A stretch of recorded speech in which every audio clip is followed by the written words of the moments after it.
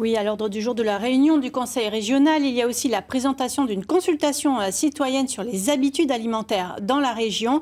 Bonjour Clément. Bonjour. Les résultats viennent de tomber. Comment s'est déroulée cette consultation?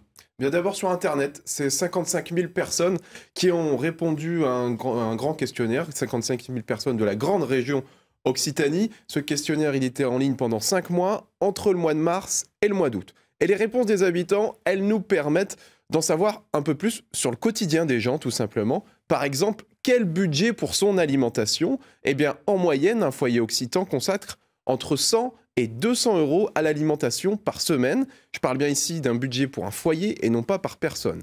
Une des autres questions, elle concerne le lieu où l'on va faire ses courses. Eh bien, c'est toujours le supermarché qui est à la cote pour la majorité des personnes, 70% plus précisément. Puis viennent ensuite les marchés et enfin les commerces de proximité. Alors, cette étude nous permet aussi de découvrir des particularités de la région, notamment, par exemple, la pause déjeuner. Oui, la pause méridienne, ça reste une institution dans la région puisque 55% des personnes expliquent qu'elles rentrent manger à leur domicile le midi en semaine, alors que ce chiffre, il n'est que de 15% au plan national.